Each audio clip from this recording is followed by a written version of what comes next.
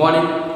અગાઉના વિડીયોમાં આપણે ચર્ચા કરી હતી સ્વાધ્યાય 1.1 અને ચેપ્ટર નંબર 1 વિશે. આજે આપણે ચર્ચા કરીશું એક નવા ટોપિક વિશે કે જેની અંદર ગણની અંદર અલગ અલગ પ્રકારો બતાવવામાં આવે છે. તો ગણના કેટલા પ્રકાર છે, કયા કયા છે એ અહીં આપણે જોઈએ. તો સૌથી પહેલા તો ગણની અંદર પહેલો જે પ્રકાર આવે છે એ પ્રકારની અંદર આવશે ખાલી ગણ. ખાલી ગણ પછી આપણે એની વ્યાખ્યાની સ્પષ્ટતા કરી દઈએ કે ખાલી ગણ એટલે શું, ખાલી ગણમાં શું હોય, એની કન્ડિશન શું છે. ઓકે, 2 નંબરની અંદર આવશે સમાન ગણ. 3 નંબરમાં આપણે લખી શકીએ શાંત ગણ. 4 નંબરમાં અનંત ગણ. 5 નંબર સાર્વત્રિક ગણ. અને આગળ બીજા ઘણા બધા ગણની અંદર પ્રકાર પણ આવી શકે છે. સબસેટ એટલે ઉપગણ પણ આવશે. બરાબર, એની ચર્ચા આપણે આગળના વિડીયોમાં કરીશું. અત્યારે આપણે જોવાનું છે ખાલી ગણ, સમાન ગણ, અનંત ગણ, શાંત ગણ અને અનંત ગણ.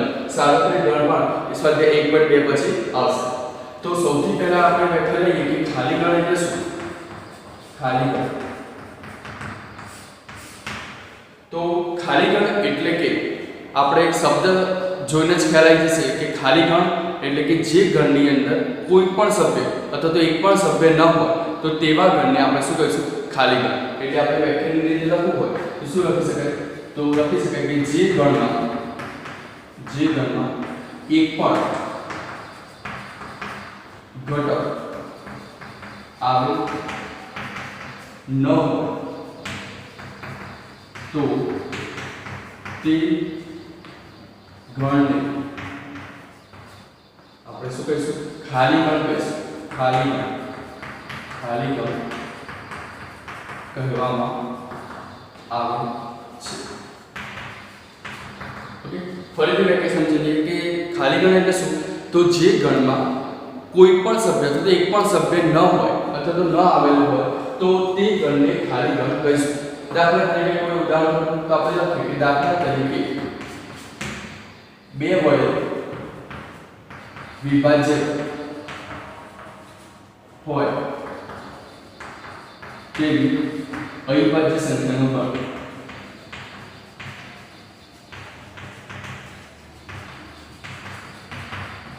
2 વડે વિભાજ્ય હોય તેવી અવિભાજ્ય સંખ્યાઓનો ગણ. હવે 2 વડે વિભાજ્ય સંખ્યાઓ કઈ કઈ હોઈ શકે, તો બહુ બધી હોઈ શકે. તો એ 2 વડે વિભાજ્ય સંખ્યા લઈએ તો 2 કઈ સંખ્યા છે, વિભાજ્ય સંખ્યા છે. તો 2 વિભાજ્ય સંખ્યા હોય તો તેને અવિભાજ્ય સંખ્યાનો ગણ બનાવવામાં આવશે. તો અવિભાજ્ય સંખ્યાનો ગણ નહીં બને એટલે આપણે એને લખી નાખશું ખાલી ગણ. આપેલ ગણમાં એક પણ સભ્ય અથવા ઘટક ન બને તો તે ગણ ખાલી ગણ છે. તે ગણ ખાલી ગણ.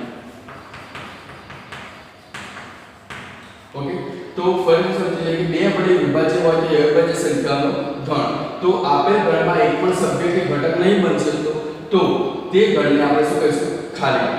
હવે ખાલી ગણ તો સમજી લીધું. હવે આગળ જઈએ તો ખાલી ગણને કઈ સંજ્ઞા દ્વારા દર્શાવશું, તો ખાલી ગણને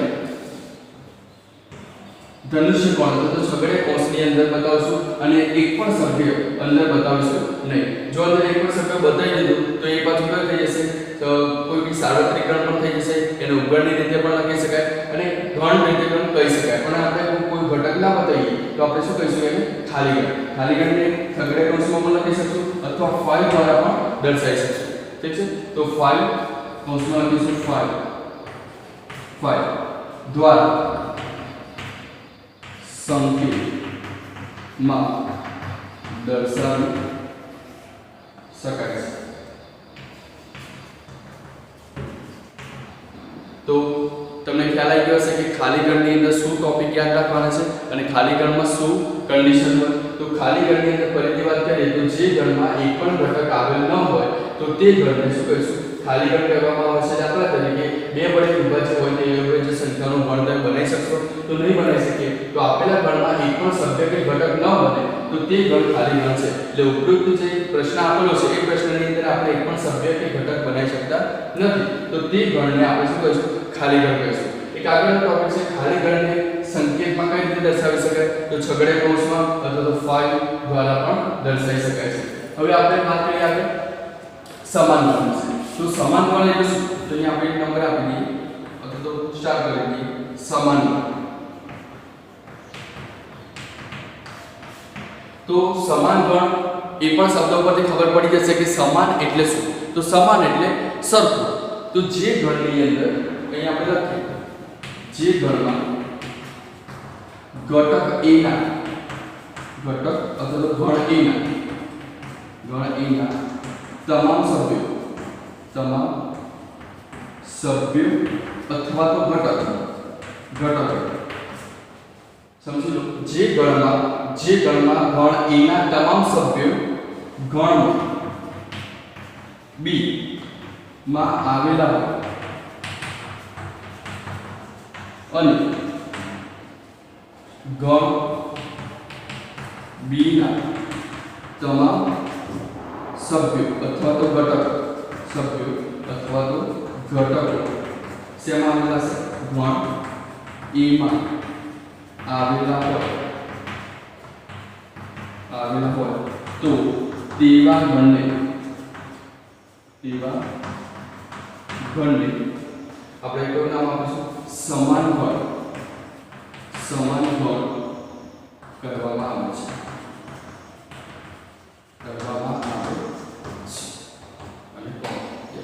તો જે ગણમાં ગણ a ના તમામ સભ્યો એટલે દાખલા તરીકે a ની અંદર હું લખી લઉં અહીં દાખલા તરીકે a બરાબર 1 2 3 અને b બરાબર 1 2 3. તો જે ગણ a ના તમામ સભ્યો તો ગણ a ની અંદર કેટલા સભ્યો છે? 1 2 3 ના બધા જ ઘટકો અથવા તો ઘટકો ગણ b માં આવેલા હોય તો ગણ 1 2 3 પર શેમાં છે? 1 2 3 ગણ b ની અંદર પણ છે. તો તમામ સભ્યો દ્વારા બનતા ગણને શું કહી શકાય? સમાન ગણ કહેવામાં આવે છે. ફરીથી વ્યાખ્યા સમજી લઈએ. જે ગણમાં ગણ a ના તમામ સભ્યો ઘટકો ગણ b માં આવેલા હોય અને b ના બધા જ સભ્યો શેમાં આવેલા હોય? a ની અંદર આવેલા હોય તો આ દ્વારા બનતા ગણને આપણે શું કહીશું? સમાન ગણ કહીશું. ક્લિયર? તો અહીંયા આપણે બે વ્યાખ્યા જોઈ. સૌથી પહેલી વ્યાખ્યા કઈ જોઈ? ખાલી ગણ. જે ગણમાં એક પણ ઘટક ન હોય તે ગણને શું કહીશું? ખાલી ગણ. અને સમાન ગણ એટલે શું? તો જે ગણમાં ગણ a ના બધા જ ઘટકો ગણ b ની અંદર આવેલા હોય અને b ના તમામ ઘટકો ગણ a માં આવેલા હોય તો તેવા ઘટકો દ્વારા બનતા ગણને શું કહીશું? સમાન ગણ કહીશું. આપણે આગળ જોઈએ છે નેક્સ્ટ વ્યાખ્યા કઈ છે? શાંત ગણ વિશે. તો શાંત ગણની પણ ચર્ચા કરીએ. હવે ચર્ચા કરીએ આપણે શાંત ગણ વિશે. તો શાંત ગણ એટલે શું? તો શાંત ગણની અંદર આપણે જોઈએ તો લખીએ શાંત ગણ. તો શાંત ગણ એટલે કે આપણે એ વ્યાખ્યા લખીશું કે જે ગણમાં સભ્યોની અથવા તો શું લખી શકાય? ઘટકોની સંખ્યા સભ્યોની સંખ્યા ઘટકોની સંખ્યા નિશ્ચિત ઘન પૂર્ણાંક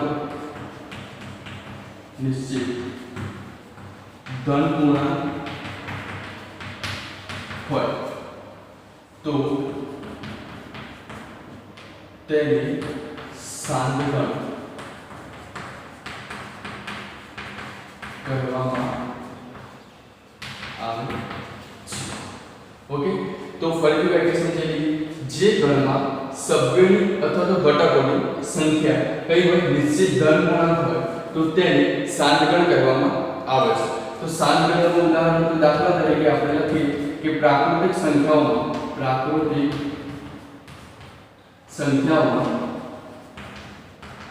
આપણે અહીંયા લખીએ કે દાખલા તરીકે a બરાબર 1 2 3 4 and 5. તો a બરાબર 1 થી 5 આપેલું છે તો 1 2 3 4 5 પછી આગળ કોઈ નંબર છે નથી. તો અહીંયા જે સભ્ય સંખ્યા અથવા ઘટકોની સંખ્યા છે એ કેવી છે? નિશ્ચિત ધન પૂર્ણાંક છે. અને નિશ્ચિત ધન પૂર્ણાંક હોય તો આપેલા ગણને કયો ગણ કહી શકાય? શાંત ગણ કહી શકાય. તો આપેલ ગણ, આપેલ અથવા તો ઉપરોક્ત આપેલ ઉપરોક્ત ગણ શાંત ગણ છે. ક્લિયર? હવે વાત કરીએ આપણે આગળ અનંત ગણ વિશે. તો અનંત ગણ એટલે શું? તો અનંત ગણ એટલે કે કોઈ પણ ગણની અંદર એની જે સભ્ય સંખ્યા હશે એ ચોક્કસ નહીં હોય, પણ એની જગ્યાએ અનંત ટાઈપની છે. એટલે કે આપણે શું લખી શકીએ વ્યાખ્યામાં કે જે ગણમાં સભ્યોની ઘટકોની સંખ્યા નિશ્ચિત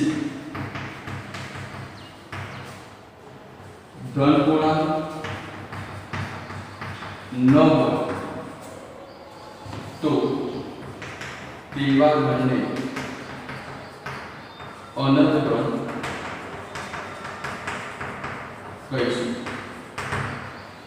તો ફરીથી અહીંયા જોઈએ કે જે ગણમાં સભ્યોની અથવા તો ઘટકોની સંખ્યા નિશ્ચિત ધન પૂર્ણાંક નથી તો તેવા ગણને અનંત ગણ કહીશું. અહીંયા આપણે ઉપર જોયું તો અહીંયા સભ્યોની સંખ્યા કેવી હતી? નિશ્ચિત ધન પૂર્ણાંક હતી. તેને આપણે શું કહીશું? શાંત ગણ. તો અહીંયા જ્યારે આપણે જોશું કે અનંત ગણ એટલે સભ્યોની સંખ્યા કઈ હોય? નિશ્ચિત ન હોય. તમારે બીજા શબ્દોમાં કહી શકાય કે અનિશ્ચિત હોય અથવા તો અચોક્કસ હોય તો તેવા ગણને અનંત ગણ તરીકે ઓળખશું. દાખલા તરીકે અનંત ગણની અંદર ગણી લેશું જે ગણમાં સભ્યોની ઘટકોની સંખ્યા નિશ્ચિત ધન પૂર્ણાંક ન હોય તો તેવા ગણને શું કહીશું? અનંત ગણ કહીશું. દાખલા તરીકે પ્રાકૃતિક સંખ્યાઓનો ગણ. તો પ્રાકૃતિક સંખ્યાઓનો ગણની અંદર આપણે દર્શાવીએ કે ગણ a બરાબર 1 2 3 4 5 6 અપ ટુ 6 એટલે કે અનંત છે. એટલે જ્યારે અહીંયા જો બંનેની અંદર શું કન્ડિશન છે? તો a બરાબર 1 થી 5 છે, જ્યારે a બરાબર 1 2 3 4 5 6 અપ ટુ અનંત સુધી. તો આપેલ ગણને કઈ ગણ તરીકે ઓળખીશું? અનંત ગણ તરીકે ઓળખીશું. તો આગળના વિડિયોમાં સાર્વત્રિક ગણની પણ વાત કરીશું અને એના પછીના જે ટોપિક છે એ ટોપિકની અંદર આપણે સ્વાધ્યાય 1.2 ની પણ ચર્ચા કરીશું. Thank you. Hello students, good morning. અગાઉના વિડિયોમાં આપણે ચર્ચા કરી હતી પ્રકરણ 1 ગણ વિશે અને ગણના કેટલાક પ્રકાર વિશે માહિતી મેળવી હતી. આજે આપણે જોશું સ્વાધ્યાય 1.2 ગણના પ્રકારની અનુસંધાનમાં આપણે સ્વાધ્યાય 1.2 આપણે કરવાનો છે. તો 1.2 ની અંદર સૂચના આપેલી છે. દાખલા નંબર 1 છે નીચેનામાંથી કયા ગણ ખાલી ગણના ઉદાહરણ છે. સૂચના એવી છે નીચેનામાંથી કયા ગણ ખાલી ગણ ના ઉદાહરણ છે એ સમજાવવાનું છે. અથવા તો આપણે એવું લખવાનું છે કે આપેલ ગણ ખાલી ગણ છે, આપેલ ગણ ખાલી ગણ નથી. ઓકે, એટલે બતાવવાનું છે કે નીચેનામાંથી કયા ગણ ખાલી ગણના ઉદાહરણ છે. તો સૌથી પહેલા તો આપણે ખાલી ગણની ચર્ચા કરી લઈએ કે ખાલી ગણ એટલે શું? તો ખાલી ગણ એટલે કે જે ગણમાં કોઈ પણ ઘટક આવેલો ન હોય અથવા તો એક પણ સભ્ય ન હોય તો તેવા ગણને આપણે કયા નામથી ઓળખશું? ખાલી ગણથી ઓળખશું. તો સૌથી પહેલો દાખલો છે 2 વડે, પહેલો છે 2 વડે વિભાજ્ય, 2 વડે વિભાજ્ય અયુગ્મ પ્રાકૃતિક સંખ્યાઓનો ગણ. પ્રશ્ન ફરી સમજીએ.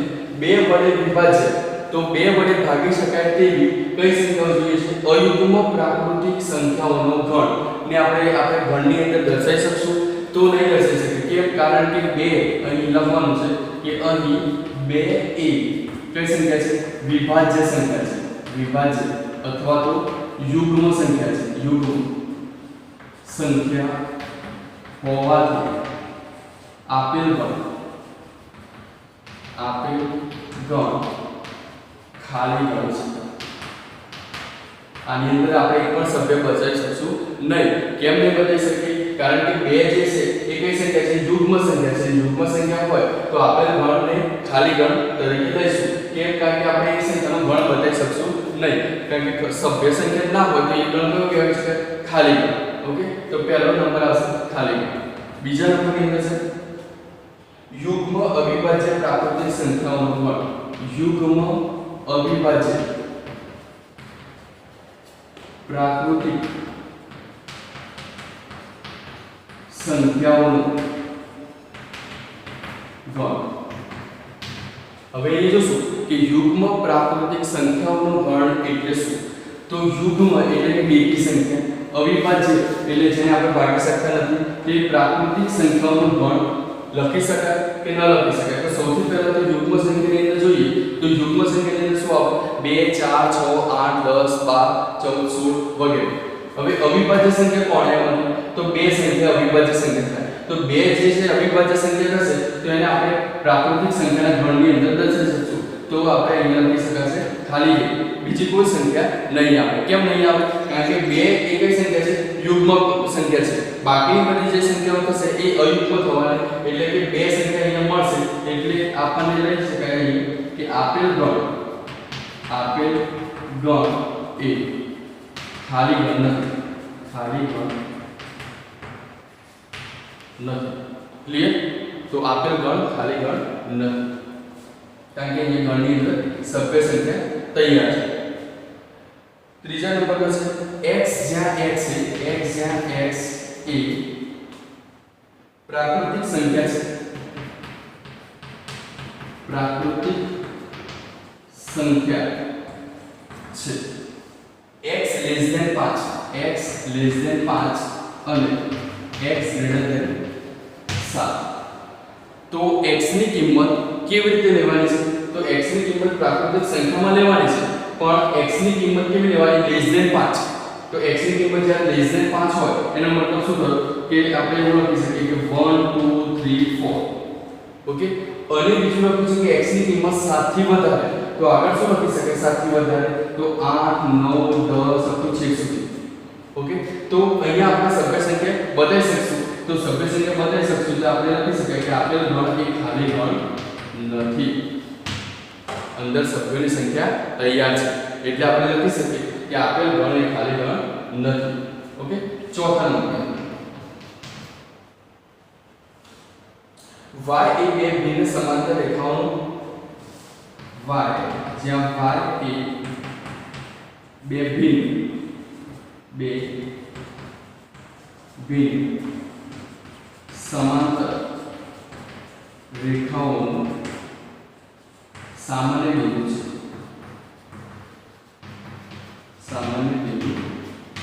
છે. તો અહીં થિયરેટિકલ ની વાત કરેલી છે કે y એ બે ભિન્ન સમાંતર રેખાઓનું સામાન્ય બિંદુ છે.